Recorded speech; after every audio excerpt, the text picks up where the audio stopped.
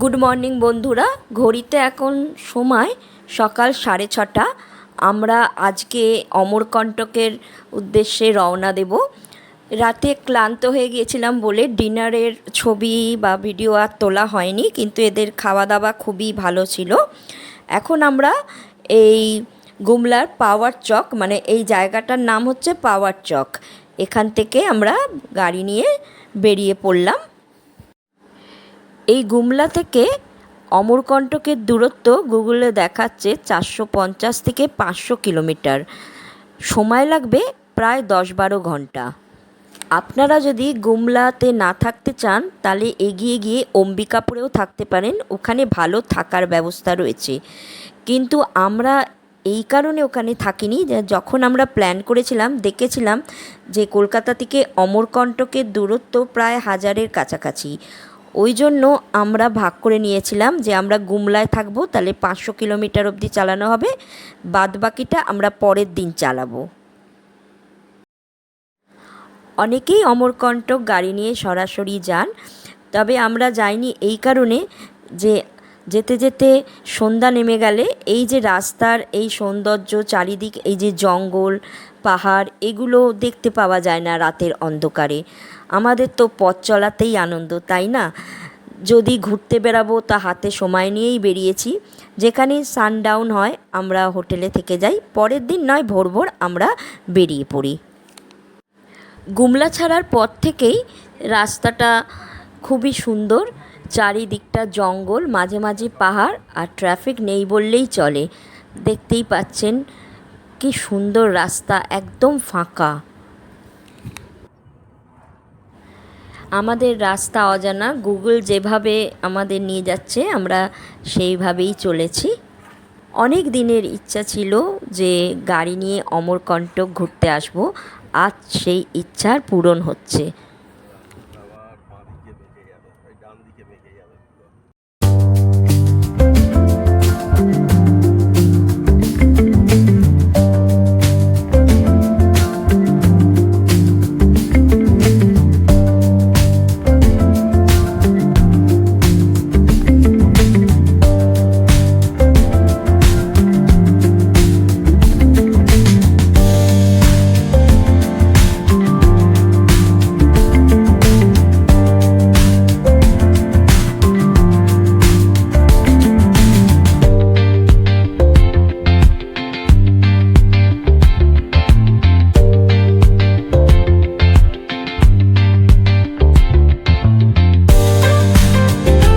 এরকম যে রাস্তার রূপ দেখছি, একটু আগে ছিল রোদ, এখন আবার দেখুন পুরো কুয়াশা।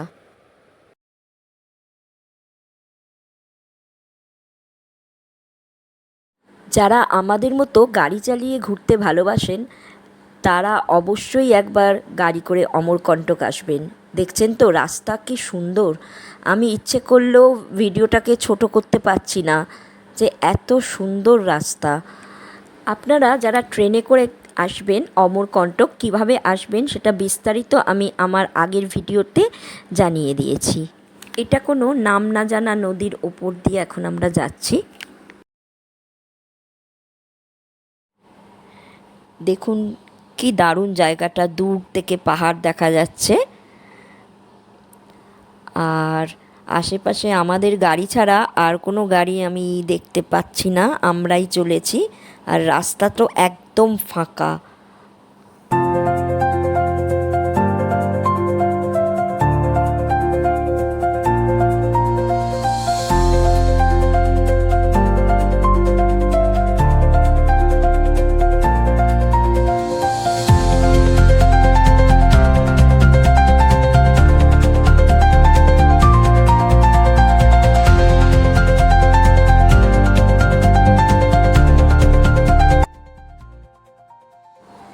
গুমলা থেকে বেরিয়ে এই প্রথম আমরা টোল পেলাম।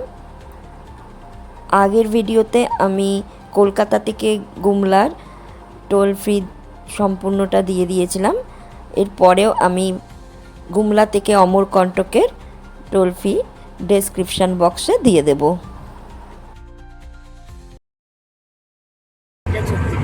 তখন বলছি না তখনও একটা নাকা চেকিং ছিল। আমরা ছত্তিশগড় ঢুকছি, এই চেকপোস্ট ক্রস করে। অমরকণ্টক যেতে গেলে বেশিটা রাস্তায় পাহাড় জঙ্গলের ওপর দিয়েই আপনাকে যেতে হবে, তাই চেষ্টা করবেন কিছু খাবার ক্যারি করার সাথে। আমরাও তাই করেছি, কারণ মাঝে মাঝেই কিন্তু পুরোটাই জঙ্গল, ফাঁকা রাস্তা, সেখানে আপনি খাবার দাবার নাও পেতে পারেন।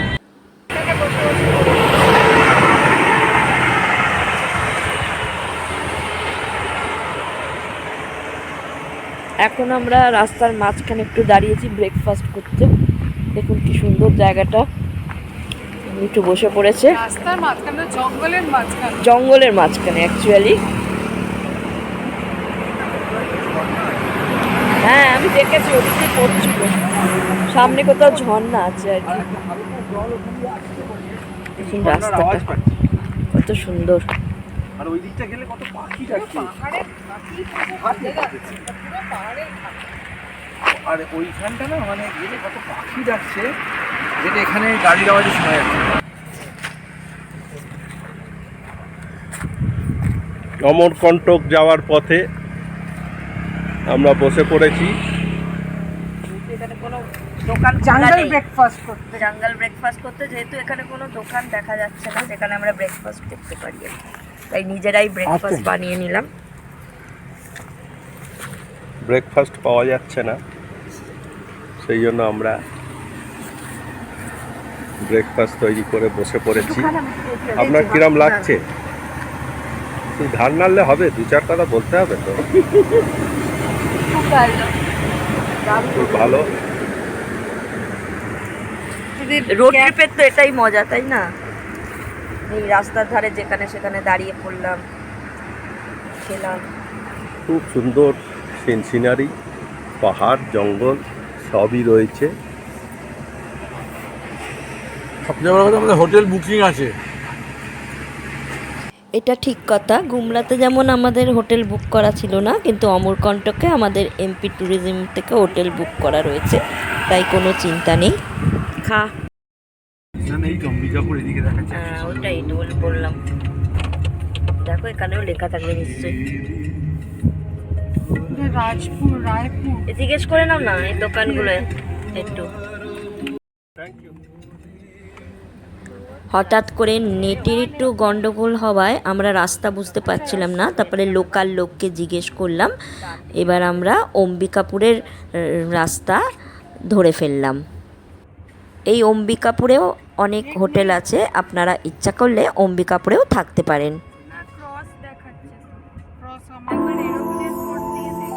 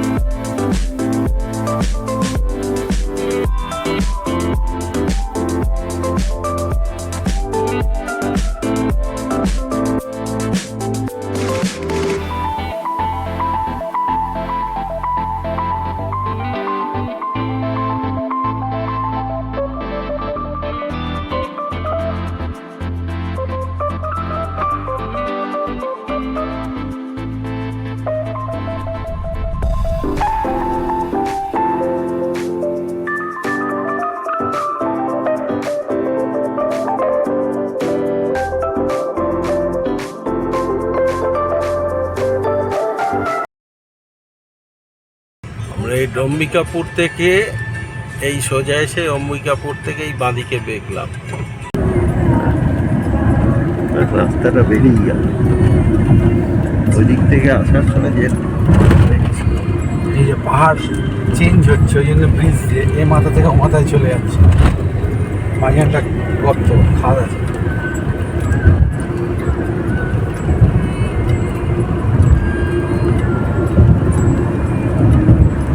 বেশ উঁচু,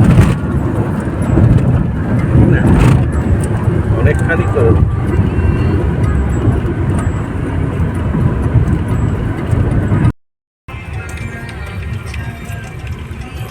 এইবার রোড থেকে আবার ন্যাশনাল হাইওয়ে 43 বাঁদিকে ঘুরে যাচ্ছে।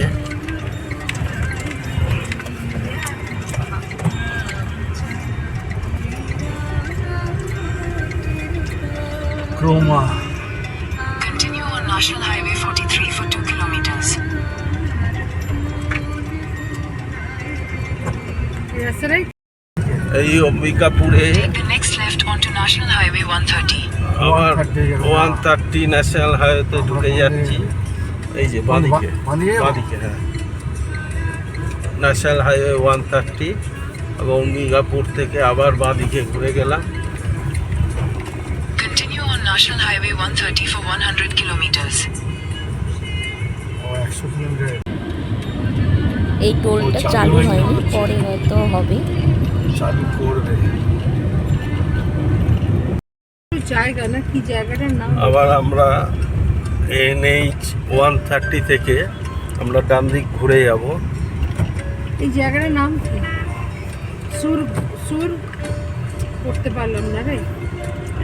লক্ষণপুর। লাখানপুরা। ও এটাই লাখানপুরা।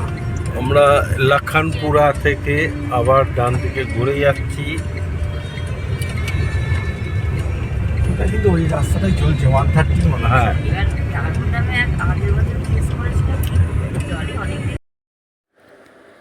আমরা একটা খুব সুন্দর বড় লেক ক্রস করছি। জায়গাটা খুবই সুন্দর, একটু দাঁড়ালে হতো কিন্তু এখনও অনেকটা যেতে হবে, তাই আমরা আর দাঁড়ালাম না।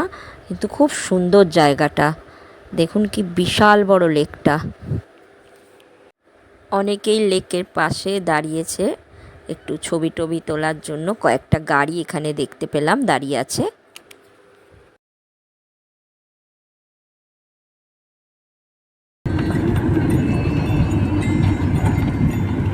আরে সাবাস, দারুণ দেখাচ্ছে কিন্তু। এইসব পাহাড় থেকে যে জলটা নেবে ওইখানে জমে থাকছে, অটোমেটিক্যালি একটা ন্যাচারাল লেক হবেই। উট পাহাড়, দূর থেকে পুরো পাহাড়টা দেখা যাচ্ছে। এখানে দেখা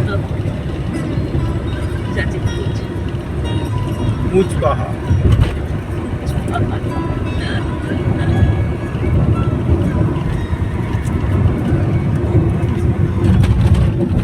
এই দেখো নদী, দেখো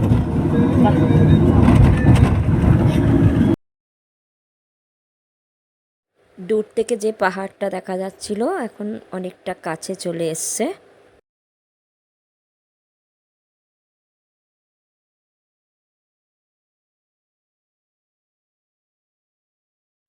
অনেকটা পাহাড় জঙ্গল পেরিয়ে এলাম, তেমন কোনো খাবারের দোকান দেখতে পাইনি, তাই এখানে একটা ছোট ধাবা মতো দেখতে পেয়ে দাঁড়িয়েছি। জানি না পরবর্তীকালে আবার পাবো কি না, তাই দেখা যাক এখানে কি পাওয়া যায়।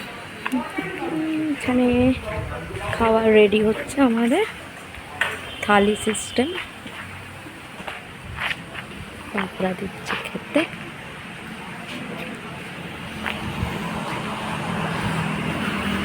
আর এদিকে সব আমাদের লোকজন বসে আছে, ওয়েট করছে খাবারের জন্য।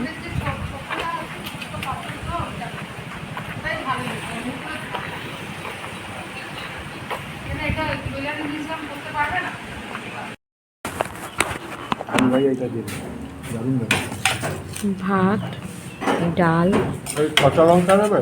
আচার, পেঁয়াজ, আর এটা কি বরবটির তরকারি? বরবটির তরকারি। আর এই আলু ভাজাটা মারাত্মক। এটা কারি পাতা আর কি দেওয়া আছে, জিরে টিরে দিয়ে ভাজা, ফোড়ন দেওয়া আছে, দারুণ লাগছে খেতে। আর চালটা আতপ চালের।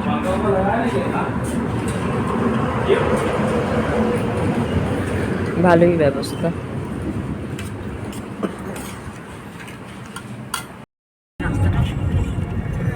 না, কাছাকাছি তার মানে কোথাও ড্যাম আছে, এই যে জলটা আটকানো জল, আরে এশিয়ার ড্যাম আছে আশেপাশে। ওই যে জল তুলছে এখান থেকে, এই জলটাই খাওয়ার জল। থেকেও পার করে দিবি সাইকেল ফাঁকা মনে চলে যেতাম।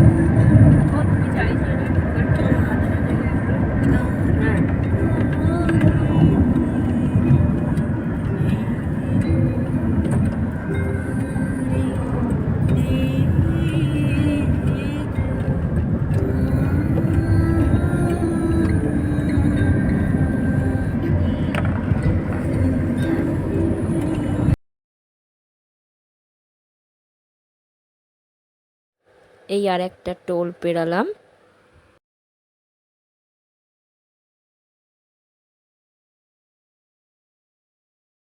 অমরকণ্টক 48। বিলাসপুর জেলায় ঢুকছি এখন আমরা। তুই জিজ্ঞেস করছিলি বিলাসপুর। মধ্যপ্রদেশের বিলাসপুর। এই আমরা বিলাসপুরে ঢুকে গেলাম। অমরকণ্টক আর 48 কিলোমিটার। যত অমরকণ্টকের কাছাকাছি আসছি রাস্তা আরও সংকীর্ণ হচ্ছে আর জঙ্গলের ঘনত্বও বাড়ছে।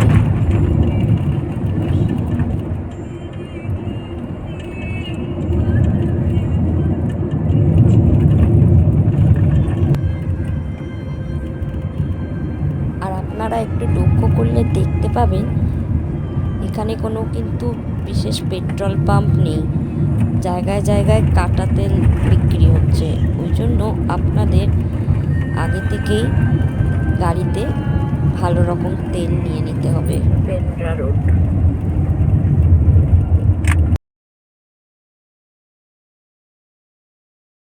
এই পেন্ড্রা রোডে আমরা পৌঁছালাম। যত ট্রেন এই পেন্ড্রা রোড অবধি আসে, তারপর এখান থেকে অমরকণ্টক যাওয়ার জন্য গাড়ি ভাড়া করতে হয়।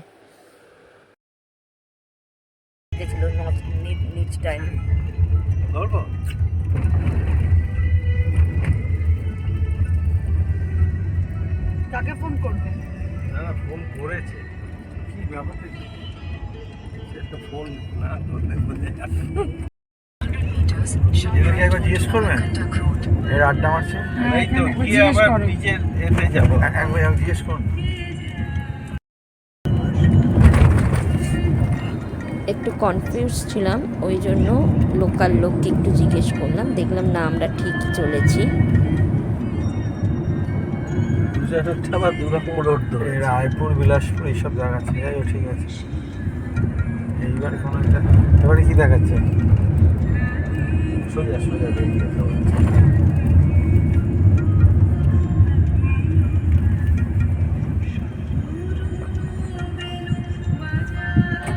মত না, জায়গাটা না, একা একা তো পুরো ভাঙা। এখানটা একটু চওড়া হয়েছে কিন্তু রাস্তাটা ভাঙা আবার। এখানে এটা সরু ছিল, তার থেকে চওড়া ভাঙা।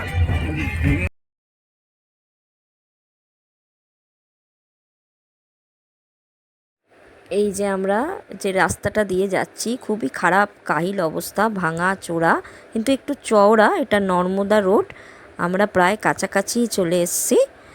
তার মধ্যে ঝিরঝির করে বৃষ্টি শুরু হয়েছে আর আস্তে আস্তে সূর্যও ডুবে যাচ্ছে পাহাড়ের কোলে।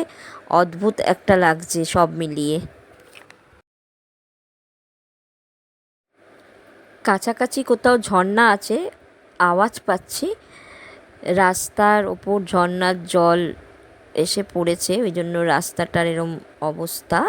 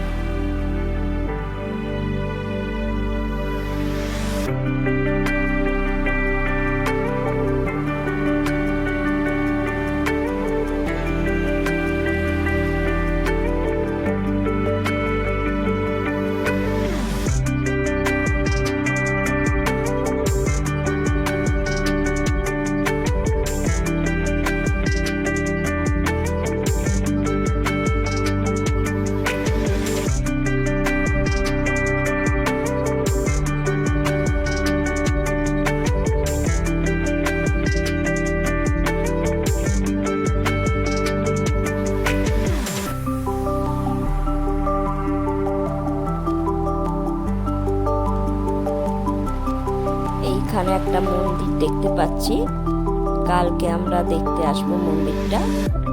আর এখানে লেখা আছে পাশেই কোথাও দুর্গাধারা ফলস আছে।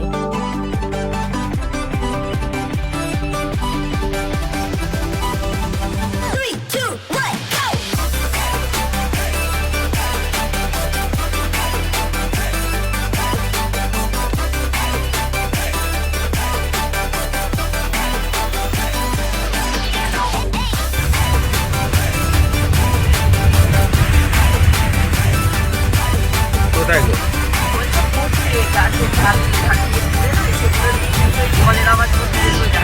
ও আচ্ছা।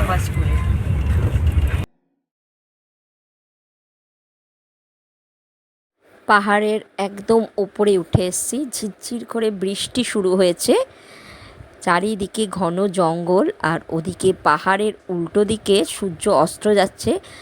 শুধু আকাশের রংটা দেখুন।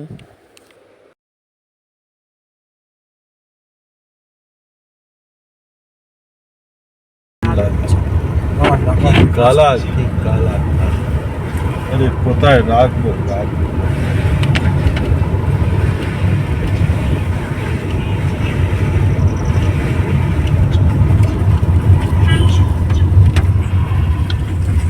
এই মন্দির কিন্তু মেলা আছে এখানে, জিজ্ঞেস করুন তো MP না, চলো এই তো দেখাচ্ছি। কোথায়? সোজা সোজা চলো। এই তো মন্দির, এইটা মন্দির তো, এই তো এই তো এই তো এইটারই ছবি দেখেছি।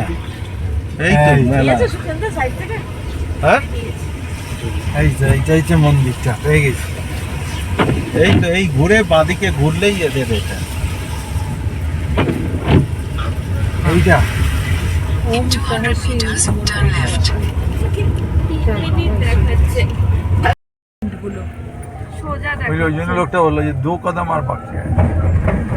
সোজা সোজা সোজা দিয়ে লেফট যেতে হবে। এই পার্কিং কে নিয়ে এই তো এইদিকে এইটা, চলো এইটা। যাই, ওই তো এই নামা অফিসটা। জিজ্ঞেস করুন না। ওই তো অফিসটা, ওইখানে চলো না, তারপরে দেখবো। ওরা অ্যালার্ট করবে তারপর।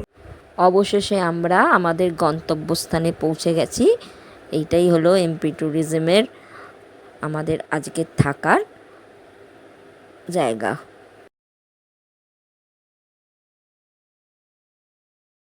কলকাতার এমপি ট্যুরিজমের অফিস থেকেই আমরা বুক করেছিলাম। আমরা এখানে 3 রাত থাকব। চলুন আগে আমি আপনাদের ঘরগুলো দেখিয়ে দিই, পরে আপনাদের জানাচ্ছি যে এর ভাড়া কত।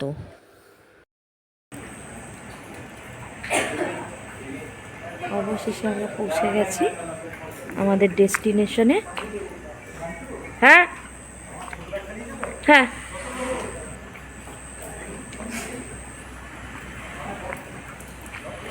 এখন তো রাত হয়ে গেছে, পুরোটা ঘুরিয়ে দেখাতে পাচ্ছি না, আর একটু বৃষ্টিও পড়ছে, আর অনেকটা জার্নি করে আসতে হয়েছে। রাস্তা পুরো জঙ্গলের ভেতর দিয়ে আসতে হয়েছে, হেট্রিক জার্নি একদম।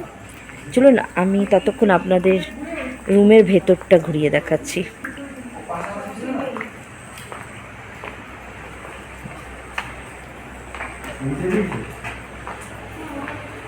এই একটা আমাদের থ্রি অ্যাকোমোডেশন ছিল না, রুম নাম্বার 105। এক্সট্রাটা কি আছে? বান্টু জুতোটা এখানে বাইরেই না, বাঁদর নিয়ে চলে ও, যাবে। না, তাহলে এখানে বাঁদর এত যে দরজা খোলা থাকতে বারণ করি, দরজা। এই হচ্ছে আমাদের রুম। দেখুন বেডটা বেশ বড়, 3 জনের থাকার পক্ষে যথেষ্ট। এসি রুম, টিভি আছে, পাশে ওয়ার্ড্রপ আছে, একটা টেবিলও রাখা আছে, এই ওয়ার্ড্রপ। আর এখানে কেটল দেওয়া আছে, চায়ের স্যাশে দেওয়া আছে, কাপ আছে। রুমগুলো খুব বড় সড়ো আর খুবই পরিষ্কার। এই ওয়ার্ড্রপ।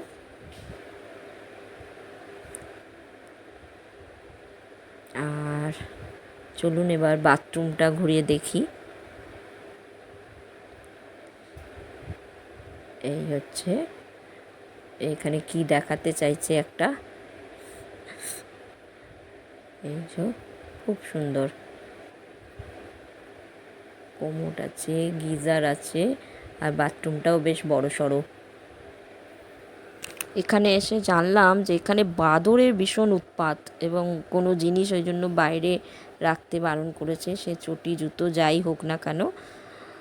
আর রুমের দরজাও বন্ধ রাখতে হবে, যে কোনো মুহূর্তে ঘরেও ঢুকে পড়তে পারে। বাইরেটা খুব সুন্দর, এখন রাত অন্ধকার ওই জন্য পুরোটা ঘুরে দেখাতে পাচ্ছি না। এই দেখুন এদের অবস্থা, এই রকম দিদির গাড়িটা কি থামাও। করছে। বাইরে এসে সবাই বাচ্চা হয়ে যায়। আজকে আমি ভিডিওটা এখানেই শেষ করব। কাল সকাল সকাল আমরা বেরিয়ে পড়ব মন্দিরের উদ্দেশ্যে। সুতরাং আজকের জন্য ভিডিওটা এখানেই শেষ করছি।